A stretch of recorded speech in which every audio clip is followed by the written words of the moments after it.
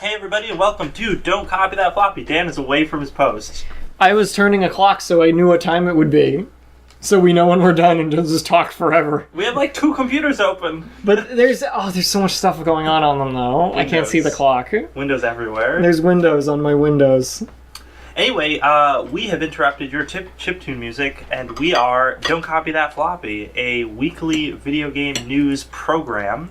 We're a program now? We're program. Are we like Max Headroom? We're scheduled. Dude, I wish we were Max Headroom. Dang. That guy had groundswell. So, we talk about video games. This is actually our last week talking about video games from 7 to 8. We will be rescheduling because of reasons. But we will still be doing an hour-long show every week. And there will be information on the Facebook, Twitter, and probably not iTunes page that we have. iTunes doesn't really show news. Yeah, but Twitter and Facebook at least. Yeah. At Facebook, we're just Don't Copy That Floppy. And on Twitter, we are at DCTF Podcast. So there will be updates about our new time. Yeah, it'll probably be over the weekend. I don't know. Yes. We'll figure it out. We'll get it figured out before the end of next week. We also have a chat, so you can chat with us while we're doing the show live. Go to chipbit.net and click the little chat thing in the top, and you don't gotta make an account or anything. Just log in and say words at us. You can ask us questions. Yeah. Tell us we're wrong. You know, the usual internet stuff. That has joined. Somebody's chatting with us right now. That is chatting with us right now. So, Lex, what are we going to talk about this week on the show? Oh, we're going to give us a rundown. We have so much stuff. A little bit of slightly older-ish news about some cool tech that Microsoft is developing for game streaming. Yes. We're going to talk a little about Destiny and all those loot caves. We didn't talk about it yet last week, but we figure we should at some point. We couldn't avoid it forever. I'm going to be honest with you, neither of us have played it. Nor do we want Nor do we plan to, but we'll talk about it anyway. Yeah. We're also going to talk about Blizzard and their game cancellation. Yes. Big news. Yeah. They don't make that many games. Also, Steam has a new interface that has some cool features. We're going to talk about that because that's some new cool stuff. More information on Gearbox's new game Battleborn has been popping up this week, so we're going to talk about that a little bit. And what else? Am I forgetting anything? I mean, at this point, we more or less started to have a weekly segment about failed Kickstarters. So we got a little extra thing about that going on. Keep it going. I had a Kickstarter I wanted to talk about. Yes, well. So we can tie that in. We're going to do a good and a bad thing related to Kickstarter. And then just a little snippet about an upcoming indie game that we did sort of mention in an earlier podcast. It was probably a couple months ago now. It's been a while since that story broke, but we'll go into that. Kind of our last piece of news. Yeah, it's just a little smidgen, and it's leftovers from Tokyo Game Show from last week. Let's get right into it. Blizzard Entertainment did a big old thing. They canceled Titan, which is a game that they announced 7 years ago? Well, in their defense, they did say they never officially announced it. That is true. But there were lots of talks about it. Yeah, they've been talking about it for it was supposed to be a next generation, massively multiplayer game. So kind of a lot of people thought it was going to be what they were going to use to keep the throne after World of Warcraft inevitably declined at some point. The Frozen throne? Whoa! Hey man, you're like 3 expansions behind. Oh shit. I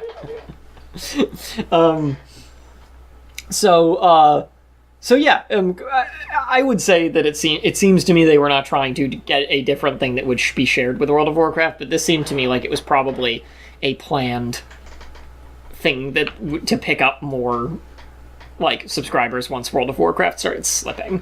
Yeah. And not to say that this game was a cash grab, because I don't think it was going to be at any point.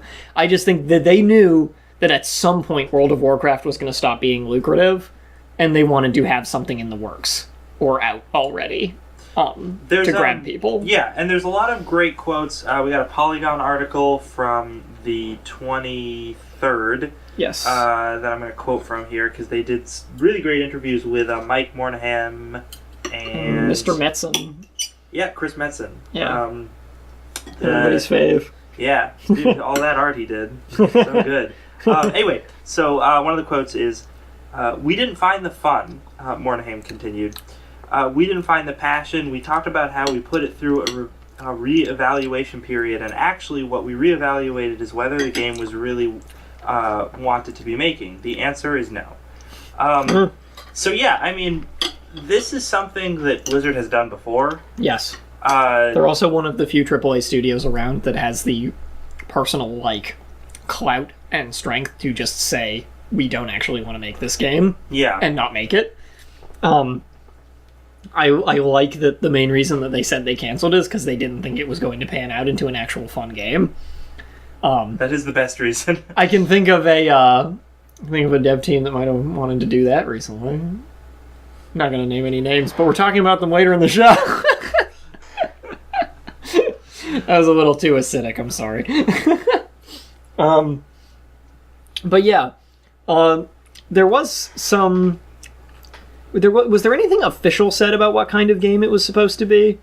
Or was all of that, like, supposed leaked stuff? I think it's supposed leaked. The only thing that the... Because I heard it was supposed to be a shooter of some kind from some people, like a massively multiplayer shooter. And then from others I heard it was going to be some other kind of RPG, not like Warcraft. But I don't know. I'm pretty... Well, we knew it was going to be an MMO. I Yes. think it was going to lean more toward MMORPG. Yes. And it makes sense because it was like, you know, they wanted to sort of... Because they had so much success with World of Warcraft. They say it somewhere in here, and I can't remember where, but they were talking about how, like, you know, after we made World of Warcraft, we felt like we had made a really solid MMORPG, and we wanted to take a crack at that genre again. Yeah. Which makes sense because, you know, they've made RTS games, multiples of those, and RPGs.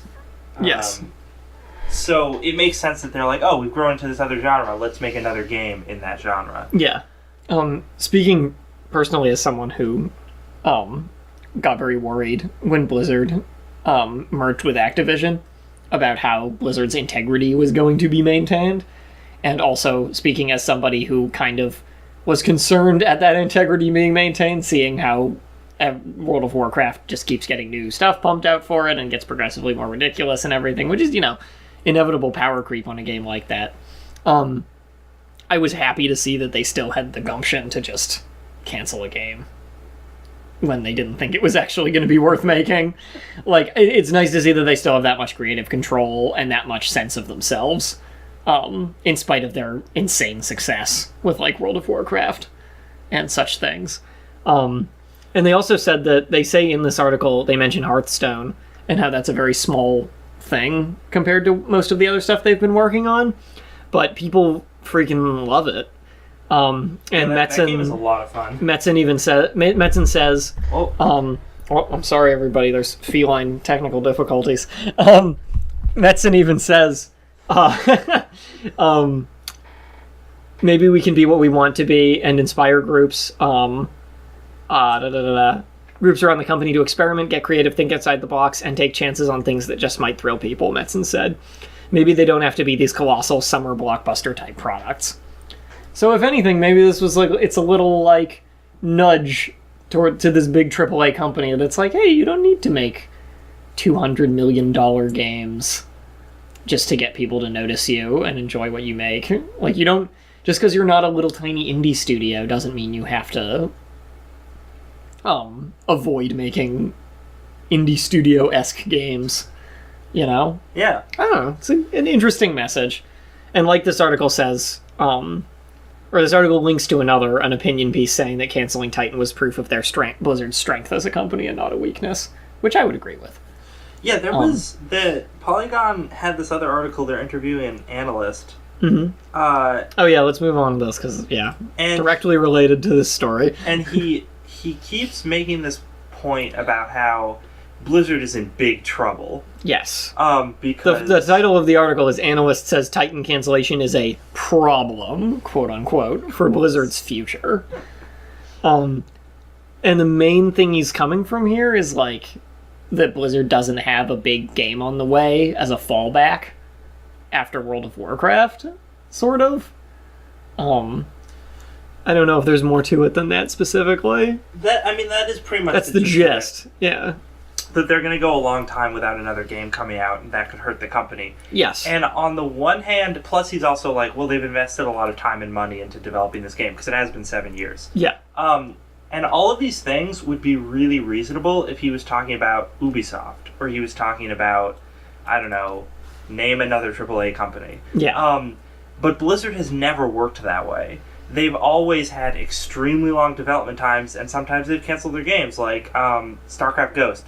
All I ever wanted was StarCraft Ghost. Canceled as hell. I never got Remember when they showed off all that StarCraft 2 map maker footage showing that you could make like an action game with it, and they specifically made StarCraft Ghost inside the StarCraft 2 map maker? That's almost as insulting. That's like salt on the wound right there. That's almost as insulting as Conquer showing up at the end of Project Oh Spark. my god, almost. Not as bad. I don't think anything will ever be that insulting. Dude, even... That was harsh. That was rough. Like, I wonder if they knew what they were doing when they made that, because I feel like they had to. Did you see... I think I posted it on our Facebook, but JonTron posted a video about his... that was like his reaction. Oh, no, I didn't see that. Oh my god. It was basically our reaction, but it was amazing. It was so good. I'll have to check that out. What are the people in chat saying? Blizzard makes that game where it's like COD, but with magic. Says XX Destiny MLG 420XX. No, I don't know how to abbreviate your name. I'm just gonna call you 420. No 420. I don't know, did I say that? Did I misspeak? I've been doing that a lot today, mixing up Blizzard and Bungie. You may have. I may have. Bungie needs to take some pointers from Blizzard right now. Oh, they totally do. And like zazz this stuff up and maybe think about it more before it gets released completely. It needs some more zazz. This game needs more zazz. That's what Destiny needs. It's more zazz. It needs pop. It needs better writing. so yeah, the thing about Blizzard that sustains it, especially financially, which is where I think this guy, this analyst is coming from the most part, is they have all these really established franchises. Yes. And they have fairly recent games in them, like they have StarCraft 2 and Yeah. they have Diablo 3. Yeah. And they can Those are release recent enough. Yeah, and they can release expansions for them in the interim between their next And now they've been full releasing game. things on consoles too. Like Diablo 3 Oh, Ultimate yeah. Evil, Which was is doing hugely great. successful. Yeah. So they're not really doing that bad. Now, I think that And it's not like they're going to start they're not going to start another new project. I would assume they're going to divert these resources into making another thing. I'm sure they already have. I'm sure they already have developing some other thing. Yeah. Because Titan didn't work out. Hopefully they'll get it together a little faster than Titan. But who knows? And I think that maybe because what he's looking at is that specifically their income from their MMO. Yeah. And if the company only had one game and that game was World of Warcraft, then yes, this would be a huge cause for concern. But again, they don't. They do a ton of different stuff. Yeah. And can make money in other sectors of the company to pick up the slack. Yeah. And maybe the company will shrink a little, but it was already really big before WoW came out. And granted, has ballooned since that happened because of the influx of money. But even if it went down to the size it was when WoW came out, it would still be a huge contender in the AAA market. Yeah. I mean, WoW is winding down, slowly but surely. This article itself says that their subscriber number has dropped to 6 million, which is down from a high of 12 million in 2010. So it has been declining, and that's pretty sharp. Yeah. But for video game longevity, it's not actually that sharp. There's a lot of games that people stop playing a lot faster than that. They've got another expansion on the way soon. That'll give them a bump. They probably have at least one more expansion planned up somewhere after that, and that'll give them a bump. So, like, they're not in any danger of losing the revenue from World of Warcraft anytime soon. And if it really gets to the point where they have to go free-to-play with it, like, they'll still be able to make money. Like, same way that Old Republic and all those other sort of failed MMOs do. So, yeah.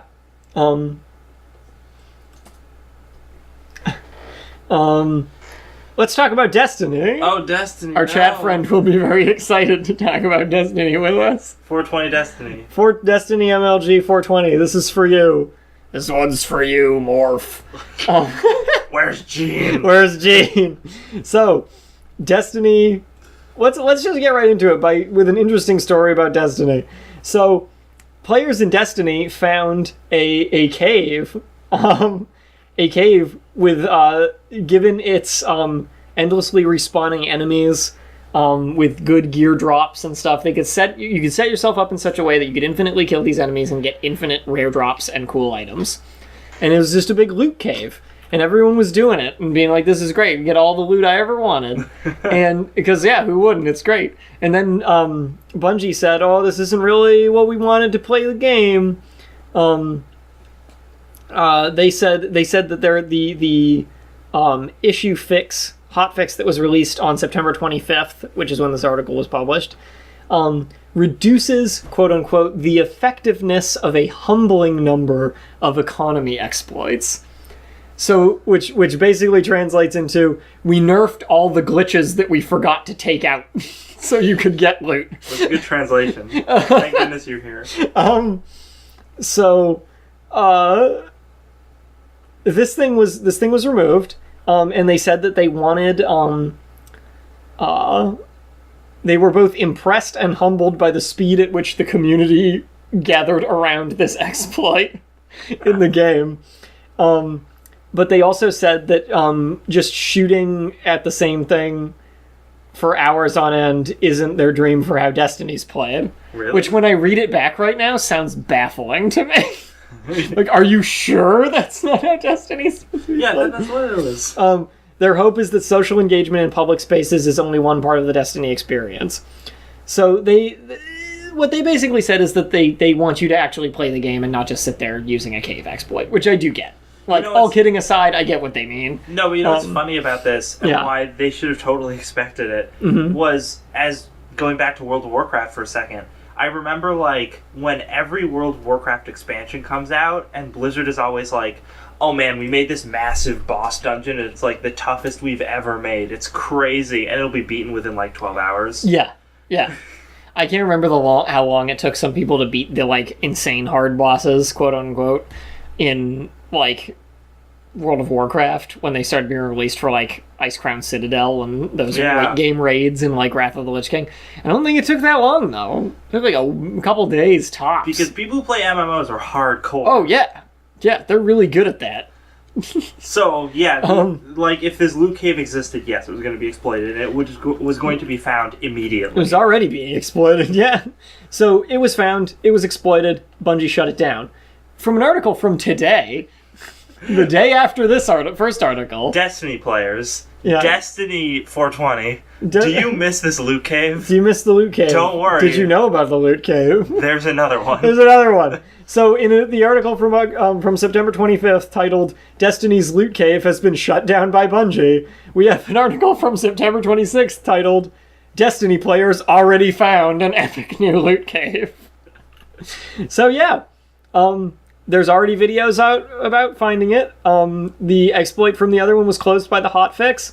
But now if you go to here, I'll just tell everyone. If you go to the Earth map, venture into the rocket yard, bring a weapon with a modestly powered scope, point yourself in the right direction, and shoot, you will soon have more engrams. I don't know what an engram is, but you can get lots of them. Yeah. And plenty of ammunition for your trouble. It's got the same 6-second respawn timer as the original, and features the same drop rates, and can easily be run solo. So it's even better. Terrific. So yeah, this is what's going on with Destiny right now. I said a very spiteful thing earlier about Bungie learning how to make a game that's fun. Which it was mean because they made Halo and Halo's fun. But then they just made Halo again, but with Peter Dinklage really bored during it. Yeah, it's all that particular thing about Destiny baffles me because the writing and voice acting field of it, because that's the thing that I hear the most complaint about. And I mean, I've watched some gameplay footage. Yeah, I've watched some samples. It's really bad. It's bad, and it's baffling bad. Because every other Halo game has Cortana. They've done this before, and they've been totally fine with it. They did super great. It was fine. And why is Peter Dinklage? Does he just not want to be there? He's an amazing actor. He's great. But does he just not... He must just not care. I guess. Like, or they told him to sound like a bored robot. A bored robot. And then he did. Because he's such a good actor. Listen, your robot's been around for thousands of years. You're super bored. That robot is so bored. Why was this Why was this robot programmed to feel boredom? Why would anyone do that? What a cruel thing. Your robot has been playing Destiny for thousands of years. It is so bored. It's so bored. We really... So, with that final rag on Destiny, I mean, all there is to say is that this game was hyped to oblivion and back. A lot of advertising going on behind it. A lot of sales when it came out. And the large response I've seen after, like, it's been out for a couple weeks is not that it's bad. The response I've seen is that it's underwhelming and gets dull fast, which is kind of, based on what I understood about the game before it came out, is not at all what they wanted to have happen. They wanted this to be a maintained, continuing game that just kept being played. Yeah, because they want it to be like WoW. It's a pseudo MMO. Longevity. Yeah. But it's already not. And, like, I mean, they're releasing raids and stuff for it, but how long are those really going to be? They're, like, single missions that are probably really tough, but, like... As an additional thing, I just found this article. Destiny sales drop 78% in UK. Whoosh. I know there was a general drop after the review scores started coming out after the first week. Because it actually did get fairly middling reviews from a lot of places as well. So I guess they forgot to line those people's pockets. But, because that's how I feel when any AAA game gets a bad score nowadays. It's like someone didn't get paid. But the fact of the matter is, it's not the revolution in gaming that it was hyped up to be, because that was just marketing. And it's pretty clear at this point that that's the case. It's probably a good game, but... When they first told us about Destiny, they said you could plant a tree and watch it grow. That's not what happened. Peter Molyneux was the real head of development. Yeah, I think it would be a great conspiracy theory that Peter Molyneux helped make Destiny. Help make Destiny, oh my god. You look off this cliff, you can walk anywhere you can see. And then you go there in the game, and it's just a big GIF. Big GIF, damn. Is it GIF or GIF? It's GIF. I think it's GIF. You watch Gravity Falls? Watch the newest episode. I did watch Gravity Falls, and I know that they brought that up in that episode of Gravity Falls. Or Giffany. I've never been too clear on that. You decide. You decide. This is a question that's plagued scholars for, like, weeks. Also, in relation to the article I was just talking about, if you're one of our UK listeners, drop us a line on Facebook and tell us if you see that people are specifically are super losing interest with Destiny. Yeah. What have you been hearing about it? I would love to know. At the pub. That's racist. Is it racist? They're white too. Next thing we're going to talk about... I'm sorry, British listeners. It's all in good fun. You can make fun of how I mispronounce words. Yeah, what are we talking about next? What are we talking about next? Kickstarter drama. My favorite topic as of late. Our next... Yeah. Does anyone remember Yog Ventures? We talked about it a few weeks ago. Yeah. Yog Ventures fell apart and burned up. And it's terrible. They lost a lot of money from their backers and Kickstarter, and they did not refund it because they couldn't, because it was gone. But apparently, a studier. See, you can make fun of me all the time for that pub remark. It's a mystery why you just said studier. A mystery. So this developer called Nerd Kingdom are developing this open world game called Tug. I hope that it's called Tug and not TUG. Like, if you don't say each letter individually, I think it's Tug. It is all capitalized, but there's no periods. So, yes. Yeah, I'm going to assume it's Tug. So Tug, developed by Nerd Kingdom, was given to backers of Yog Ventures as a, like, peace offering, basically.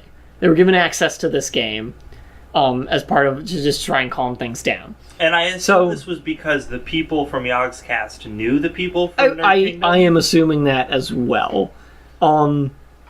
However, and now that they have done that, now that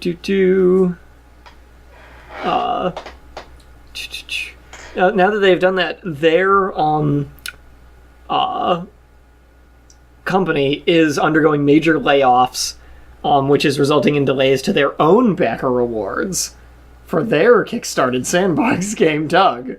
So this is like, I want to see if this keeps happening. Like, I want to see if there's some kind of Yogg Ventures curse that's now going to, like, infest other Kickstarter games. Anyone who tries to help, like, dare ye not disturb the tomb of Yogg Ventures. Great misfortune. This game, it is cursed. It is cursed. Yogg Ventures, it just eats money and layoffs. It feeds on layoffs and sadness. Money and human suffering. Human suffering. So, they are saying they are still adding multiplayer into their game next month, but they are also increasing the price from $10 to $20. They've also said that a few large publishers, quotes, are interested in the project. However, no decisions will be made without the support of backers first. So they basically are saying, we're working on the game, our company's falling apart, but we're still working on the game, we need more money, and there are people interested in this, but we're not going to bring it to a bigger company unless the backers, like, want us to. I hope their troubles with Kickstarter doesn't break up anyone's marriage. I hope not. And they were offered investor capital for their development, which they did not take. And the reason that they did not take it was because it would meant they would lose some of their creative control. Excuse me. So it wasn't like it's not like the investors were like, we're not giving you this money. It was like, we don't want to take that money because we don't want other people messing with the game. Outside people. We have standards. They have standards, and now they're all getting laid off. The modern gaming industry, everybody. Oh, no. Bazow, bazow, pachoo, pachoo. I'm on a roll tonight. Looks like these guys could use the Destiny loot cave. Oh, it's sad though. Their game's probably cool. Yeah, I haven't played it, but it does look fun. It looks like an open world, like, caveman type game. That could be neat. It has a strange name. I assumed it would be about tugboats. Maybe the guy's named Tug. Oh, that would make sense. Man, you assumed it was about tugboats. I hoped it was even about with the screenshot in the middle of a forest. I know, but with a dead animal. Where's the tugboat? I still hoped. I had a dream. We should make a Kickstarter game about tugboats and then ask the Yogg Ventures people for help. Guarantee Kickstarter fail. And we should get the Night Trap people to help lay out our backer rewards. I'm sorry, this is getting mean really fast. Let's talk. Okay, I want to talk about a Kickstarter game that I just saw recently. Yes. I think I accidentally closed the tab about this. Oh, well, thanks. I'll find it. So Destructoid had like a little piece on this. Early this week or last week, and it's a Kickstarter for a game called That Which Sleeps. That Which Sleeps, that's what it was called. Yeah. Yes. That Which Sleeps is, I believe it's turn-based, so a turn-based strategy game in the vein of Civilization. Yeah, it looks like Civ 2. Yeah, the graphics are super minimal. Yes. They basically just look like they're drawn. There's no 3D modeling going on in this game. This Kickstarter is doing super well. Yeah. Their goal was 12,000, which seemed really low. And they haven't even been going a full week yet. Yeah, they've only gone 6 days, and they're at 21,000. So yeah, they already blew past their goal. It's great. But this is so that the idea of the game is that you play sort of a Lovecraftian elder god who has become conscious but is still sort of asleep, wherever you've been imprisoned, probably beneath the ocean. And you're trying to exert your control over sort of a medieval fantasy style world, so that you can essentially destroy it pretty much. I mean, the goal of the game is You're trying to destroy it from the shadows. Yeah, to bring about the end of the world is, like, your goal. So there are all these different kingdoms, and you can, like, gain influence over mortals and then have, like, raise armies that way. Yeah. And conquer different parts of the kingdom, or do, But you're more trying to get people to kill each other. Yeah, and there's all these really interesting looking mechanics of, like, subterfuge and, like, sort of, finding, like, a civilization and kind of getting, like, spies and guys in there to take over, like, key positions in government so that you can, like, run it from the shadows. Yeah. And there's, like, the necromancer dude who can just raise armies of undead, so that's always fun. It's neat. But, yeah, it looks really cool because it's like Civilization, but the way you play it, like, your goals are sort of different, and the way you sort of go about getting those goals are very different, and it's sort of like, I don't know, it's not just that let's conquer everything play style. Right. So I think that if the game can actually reflect those kind of mechanics in an interesting way, that I am, like, going to be all about playing this, because it seems really interesting. Yeah, and also, they have a number of stretch goals laid out. They've already almost met their second stretch goal. And at the rate they're going, they'll probably meet all of them if they keep up this pace. The final one being procedural generation for the maps, which would be pretty cool. So you just have random generation of new areas and stuff as you play, and new kingdoms. So yeah. I think the only thing that I don't like about this is I think the art style is super anime and annoying. It's like, well, it's like only deviant art. Like, yeah, like not all of it. Only some of it is, and that actually makes it worse because it clashes a lot. Yeah. Some of it is all anime-ish and weird, and other of it is not that at all. Like, looks like you think it should look. Yeah. It kind of like. But what some of their stretch goals are new art packs. Yes. So I think their idea is they're, like, kind of crappy DeviantArt anime sort of stuff that they use for a lot of minor characters in the game and, like, other images that they just need a lot more of. Yes. Is going to go away, and probably will mostly go away considering how well this is getting funded. Right. Oh, also their budget breakdown is kind of bizarre to me. 50% is art and design, a quarter is programming. And then you get these weird anime people. Yeah. But yeah, so 50% was art and design, a quarter is programming, an eighth is like it's a little more than an eighth. Fees. It's more like a seventh. Yeah, and then the rest is software and licensing. The other ninth. Fractions. That's close enough. Yeah. That's it. That's what the motto is, right? Fractions. It's close enough. I took math. Yeah.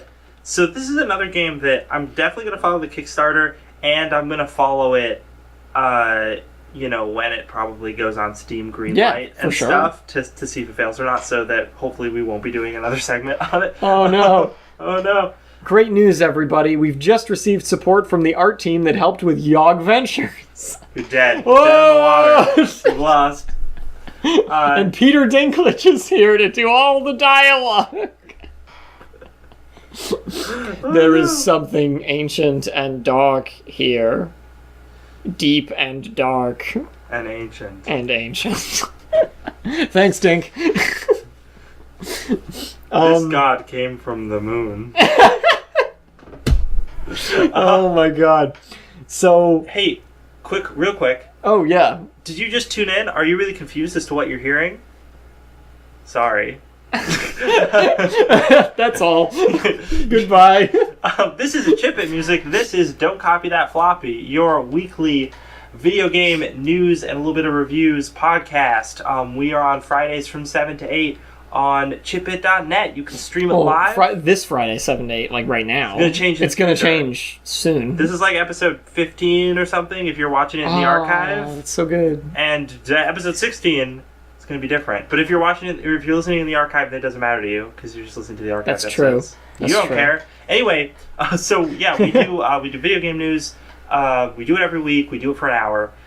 We have a Facebook. Don't Copy That Floppy. Please like us on there. We greatly appreciate it. Plus, we post fun articles and other info about the show, like what our new time is going to be. Yeah, that's important. We also have a Twitter at DCTF Podcast, which is linked to our Facebook. It just gets Facebook updated. I don't know how to use Twitter. It's basically the same thing as our Facebook. We also have. But follow it anyway. Yeah. We also, if you're listening live and want to listen to the archive of our past episodes, you can listen to those on chipit.net. We have a full show archive. If you go to the homepage, there's a link right on there to our show. We are also on iTunes, which you can just search Don't Copy That Floppy. We should be the first result because there aren't any other podcasts named that.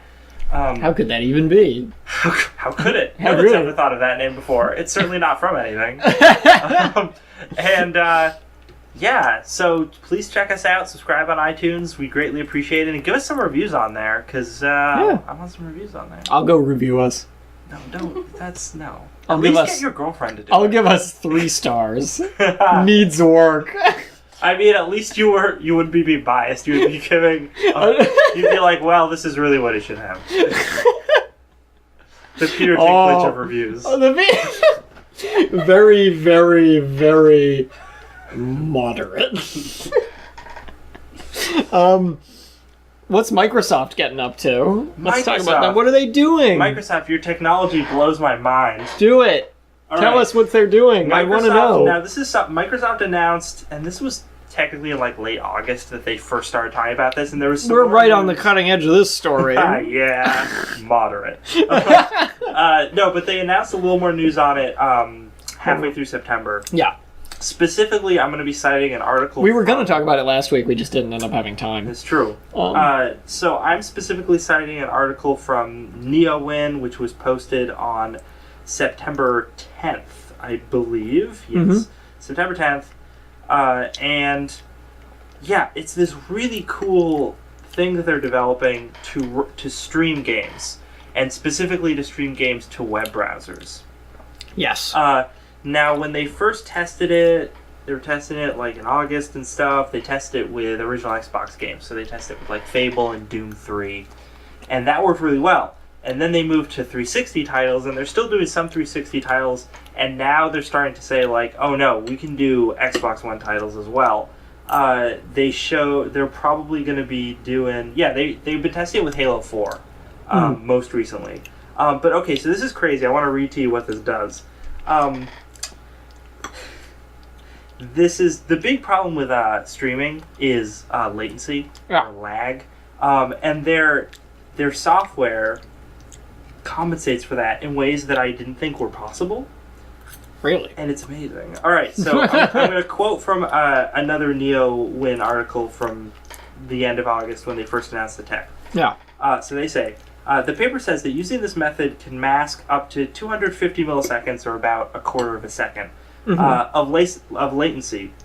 And they do this by combining future input prediction, state space subsampling, and time shifting.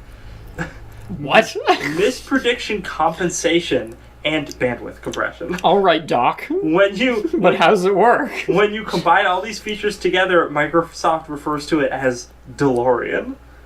Are you serious? Yes. I just made like a Back to the Future I thought you had read reference. the article. That was No! why I made that joke. No! No, that's what they're calling it, because that's the Microsoft, if you want me to work there, I'm available. available. I start tomorrow. You just send me an email. It's I shouldn't say it on the radio show. You can contact us through our Facebook page. You can contact us through Don't Copy That Floppy. Please like us. I would like the entire company of Microsoft to like us on Facebook. So yeah, no, this is crazy. I don't know what half those terms meant.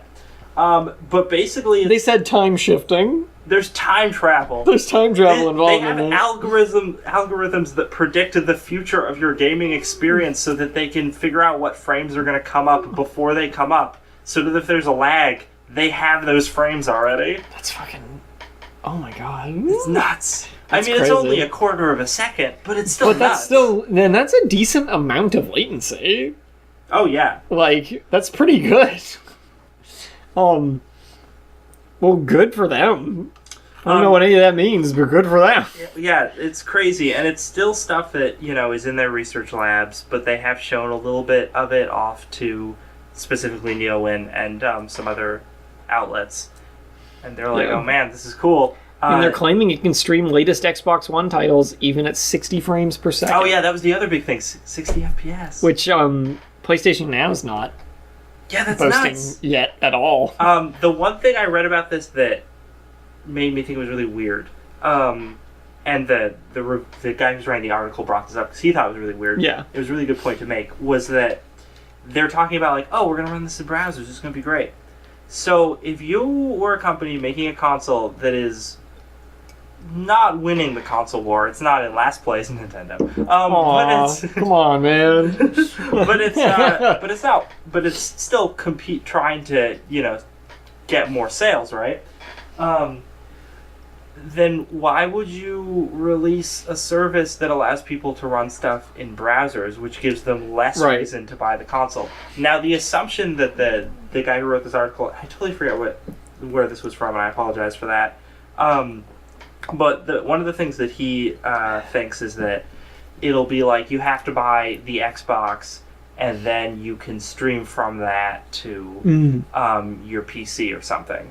So you still need to buy the game system, you still need to buy the games. Yeah, because the obvious question, the article I'm looking at is from The Guardian, and they say the question is whether Microsoft would want to jeopardize sales of the console by effectively making the same feature set available to PC owners with the internet.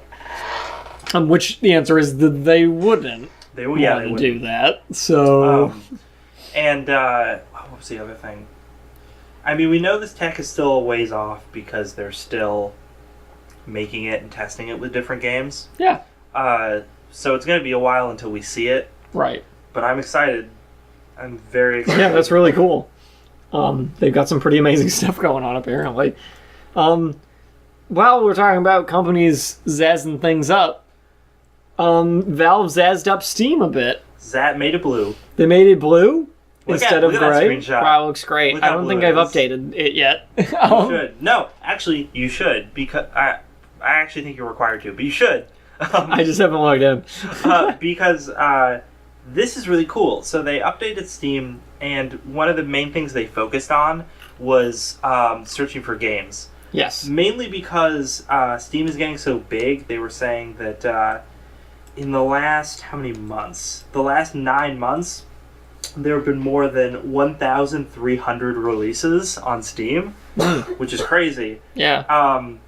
This is also, I'm citing a little thing that Destructoid posted on September 22nd. Yes.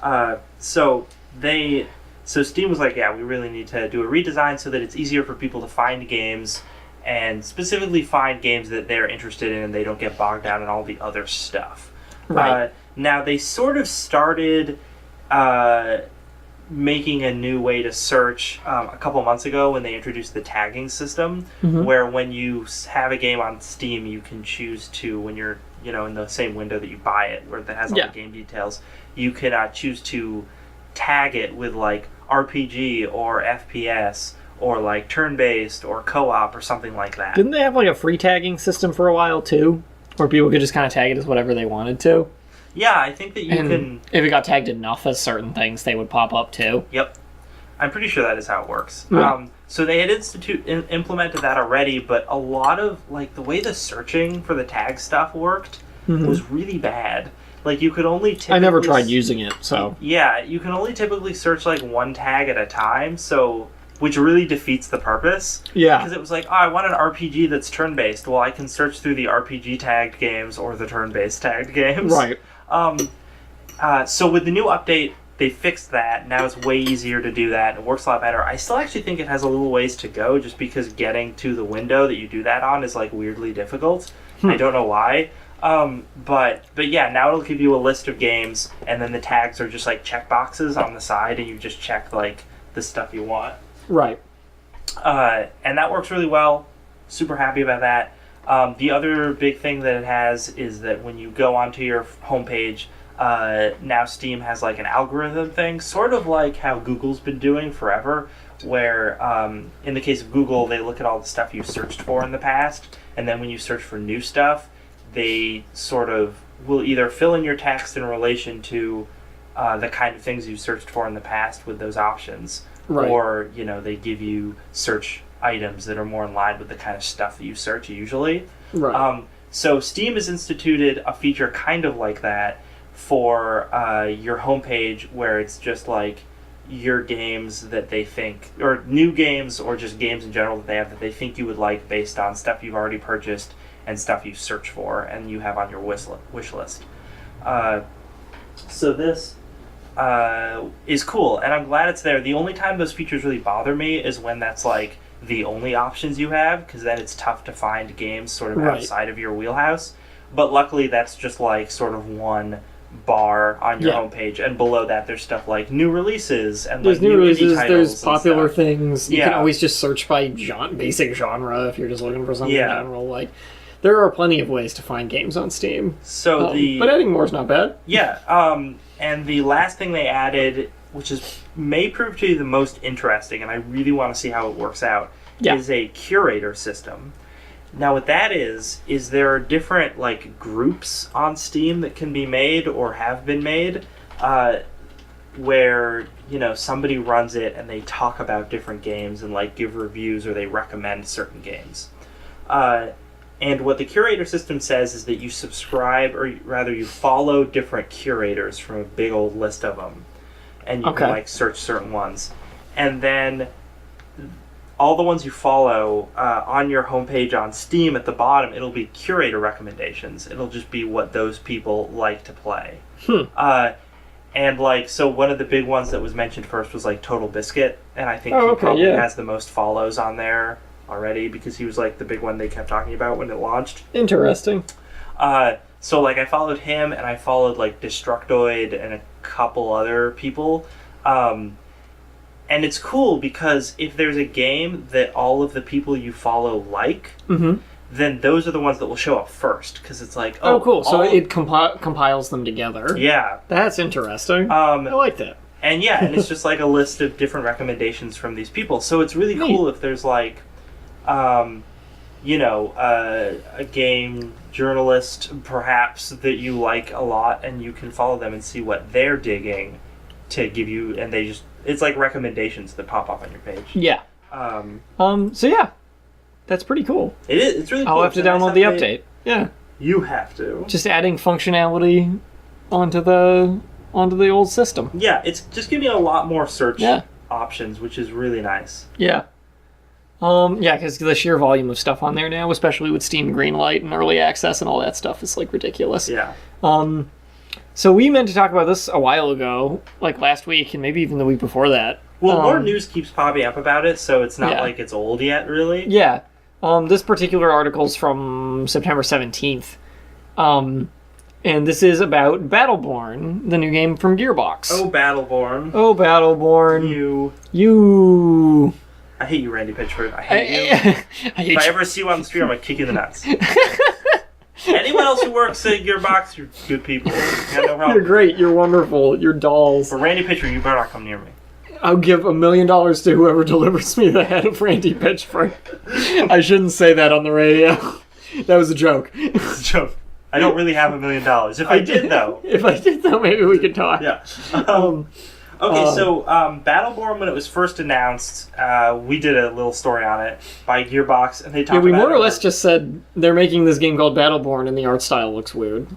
Well, did you remember their tweet, though, that they first... Yes, I do remember that, where they're like, it's all these things put together. I apologize. MOBA games, FPS. Yeah, I don't have the tweet in front of me, but it was just all buzzwords. Yeah, it was like the buzziest buzz phrases ever. Wasn't it a tweet from Randy Pitchford? I thought it was just from Gearbox. Maybe it was. But I would expect something that annoying from I'm just going to pretend it was from Randy Pitchford so I can get angrier at him.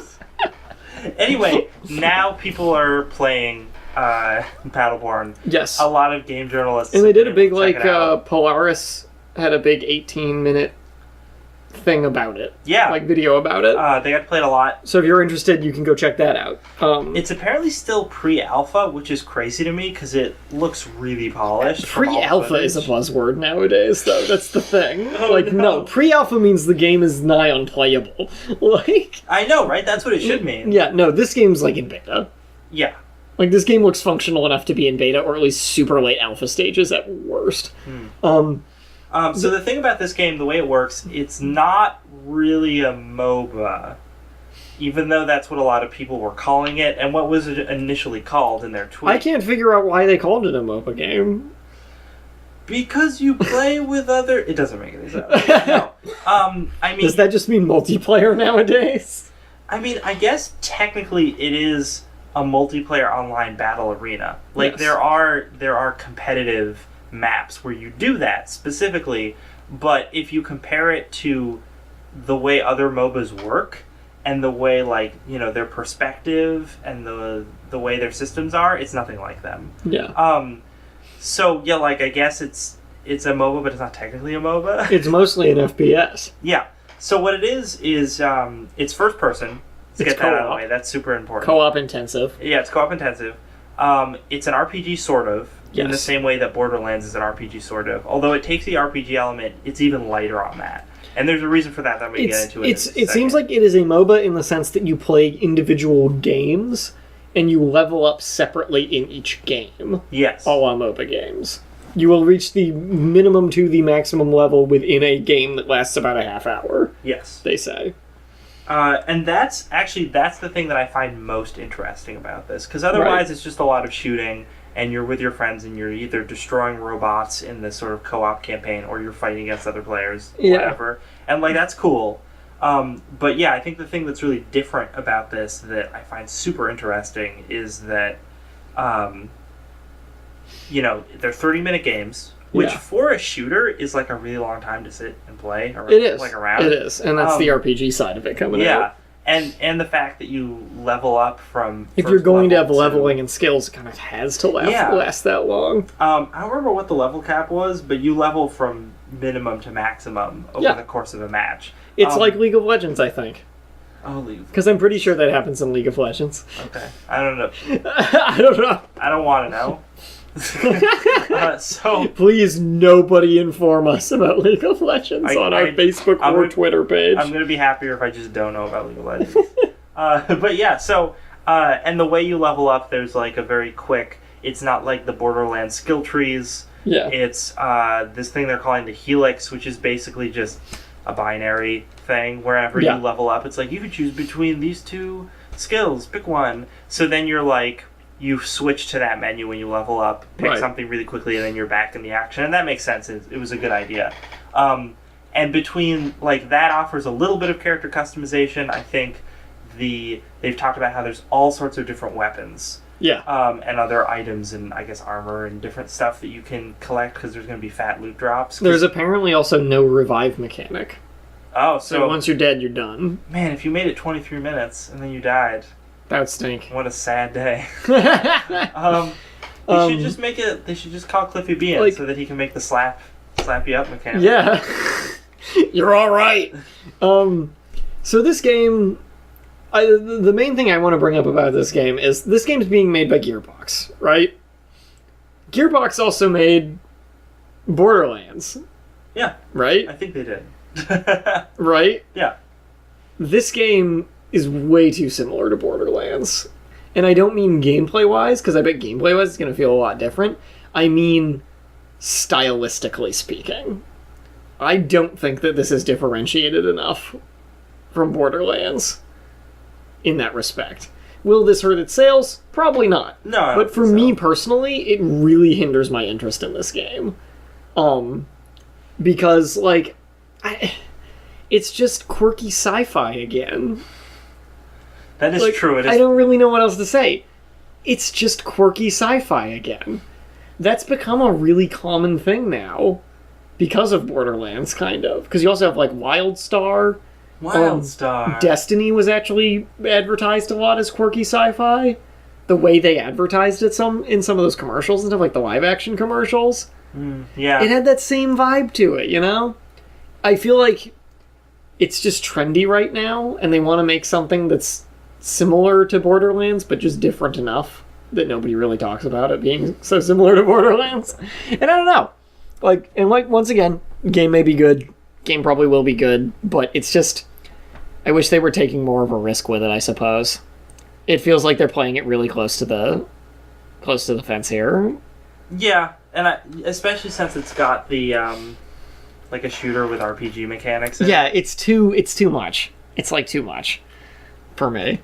And the fact that it is, like, if you read this article on Destructoid, from the 17th of September.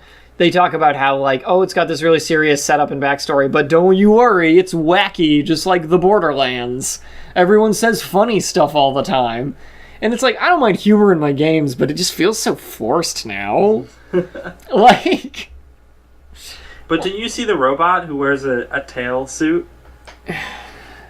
Yeah, I saw it in WildStar. That's true, I did see it in WildStar. This game, appearance-wise, this game looks more like WildStar than Borderlands. Yeah. For sure. And, like, I don't know. It's a thing. We're actually running low on time here. Running out of time. Let's talk about the new games coming up. I want to talk about one little thing before that. I just want to pour one out for my homies on PlayStation Home. I call you my homies, but I've never actually touched PlayStation Home, so I'm probably not really feeling your pain right now. It's really just a jab on the fact that it's called So, PlayStation Home. Jeff, the one person playing PlayStation Home, I'm assuming, I'm sorry for your loss. So, in 2008, for people who don't know, PlayStation, because I sure didn't know it was still around, PlayStation launched PlayStation Home, which was meant to be like a Second Life type lounge and socializing thing. A la the Xbox avatars, but much more intensive. You played over the PlayStation Network. And I guess it's closing on March 31st, 2015, due to a shifting landscape, quote unquote. But goodie drops are promised for the die-hard faithful. I want to stress that faithful can refer to either a group or a single person. So... yeah, PlayStation Home is gone. I honestly thought it was gone for years already. Because I never even heard anything about it like a year after it came out. But I guess not. So I guess it is kind of sad that it's on its way out. So, yeah. Millions of people created an avatar and wandered around for a bit. What else could you do? The most inspiring quote I ever read about PlayStation Home. Maybe they wanted to do more, but they couldn't. They couldn't because there's no features. They just went and played Second Life instead and put on their fursuits. Oh, God. Is Second Life still around? And made... Oh, yeah. And made some sort of strange microwave contraption, which they sold online, that probably turns dragons into Sonic the Hedgehog or something. I don't have a good grasp on Second Life, but I'm pretty sure I can piece it together. So I just wanted to mention that. But yeah, games coming out. Anything grabbing your eye here? Madden NFL 2015. Yeah. Infamous First Light on the PS4, the DLC for Infamous, the new one. That's cool for someone, I guess. BioShock is coming to OS. I'm looking at August. Oh, yeah, you are. Excuse me. Hyrule Warriors came out. For anyone who wants to play Dynasty Warriors. Good. More. Oh, Middle-earth Shadow of Mordor is coming out soon. It got a few reviews. They say it's good. But then there's not many yet. I know Hyrule Warriors is going to have a bunch of different, like, downloadable packs and stuff that give different characters and things. Interesting. I was reading something about that you can play Metal Gear Rising Revengeance on your Mac now. Oh, I've been waiting that. I'm waiting for it. Waiting with bated breath. We got Persona 4 Arena Ultimax coming out soon, too. Which is the sequel to the Persona 4 fighting game. And I'll tell you what was supposed to come out this week. The last Dark Souls 2 DLC. And I was supposed to review it. But it was delayed for unspecified reasons. No! Until next week. So look forward to my review of Crown of the Ivory King next week. Yeah. Anything else we want to go out on here? Massive Chalice. I feel like I've heard of that. Massive Chalice? Oh, is that the game with... It's Double Fine's thing. Hmm? Yeah. I have not heard of this. I have, and I'm totally forgetting what it's about. We're going to probably talk about this next week. It's got that cup and face optical illusion as the picture. Where it's a cup, but also some guys looking at each other. Amazing. Art. So yeah, maybe we'll look at that next week. It was a Kickstarter. We can see how well it does. Oh, yeah! Perfect. So, you've been listening to Don't Copy That Floppy. We are a weekly video game news show on Chip It Radio at chipit.net. We, up until now, have broadcasted from 7 to 8, but that time will be changing, starting with our next show. Check our Facebook for updates. Check our Facebook, Don't Copy That Floppy. Check our Twitter, at DCTF Podcast. They basically have the same posts on them. Go to chipit.net and listen to us. Go to iTunes and subscribe to us and get all the episodes. There's an archive on the website, too. Chipit.net. Do it. That's a whole lot of information. I just couldn't throw that at you, but there you go. If you need, you can listen to this in the archive and pause and rewind it till you get everything. That's important. It's great. Isn't technology wonderful? Yes. That's called time shifting. DeLorean. Microsoft invented it. They did. They did. So yeah, thank you all for listening, and remember, don't copy that floppy. Bye everybody. Bye everybody. Bye everybody.